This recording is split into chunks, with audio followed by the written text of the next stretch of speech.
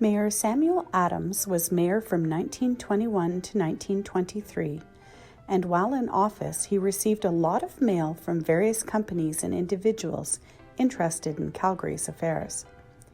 Some of this mail, currently resting at the City of Calgary Archives, highlights the odd duties that came along with the title of Mayor of Calgary. On August 26, 1921, Mayor Adams received a very particular letter from a woman offering to help a lonely bachelor of Calgary. This letter initiated Mayor Adams' journey from mayor to matchmaker. Dear Sir, I heard the number of lonely bachelors in your part of the country quite exceeds the number of lonely women. For this reason, I am hoping that you will do me the favour to refer this letter to some source whereby I can meet some of these eligible Westerners.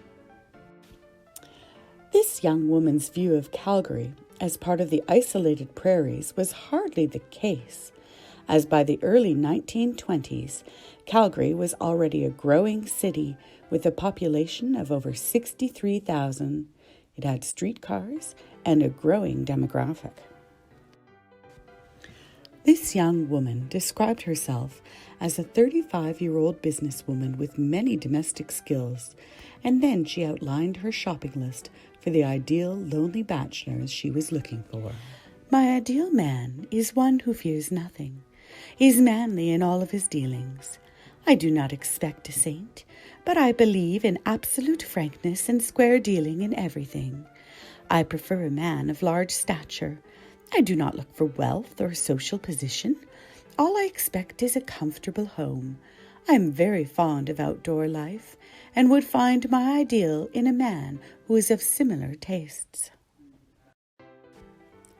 Mayor Adams responded to this young woman's inquiry in the only reasonable fashion, by placing a public advertisement in the Daily Calgary Herald.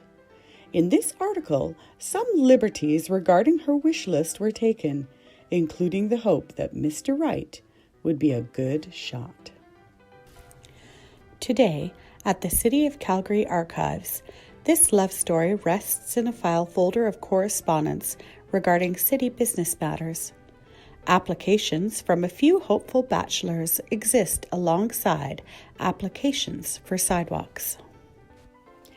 One applicant was a business owner of a harness and saddlery in Rosedale, Alberta. His letter makes a compelling case for why the young woman should choose him.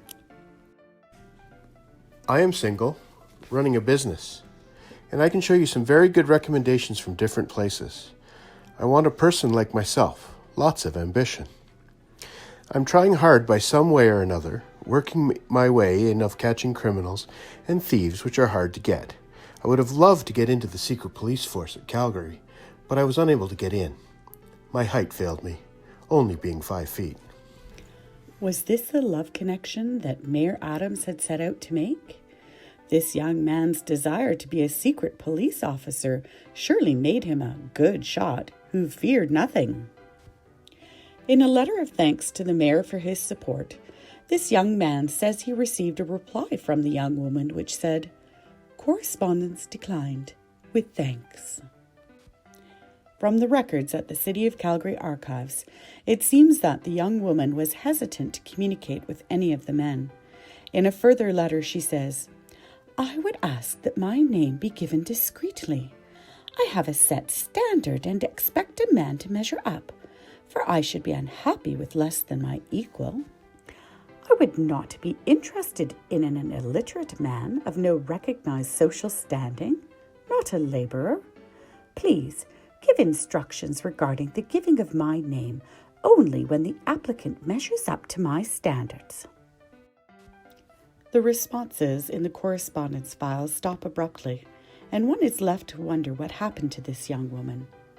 The City of Calgary Archives is full of mysteries like this, mysteries that showcase the evolving role of the mayor.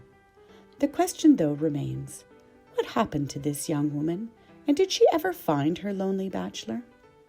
Searches for her in Montreal and Calgary records led to dead ends. So did she find her lonely prairie bachelor? This and more adventures are here to discover at the City of Calgary's archives.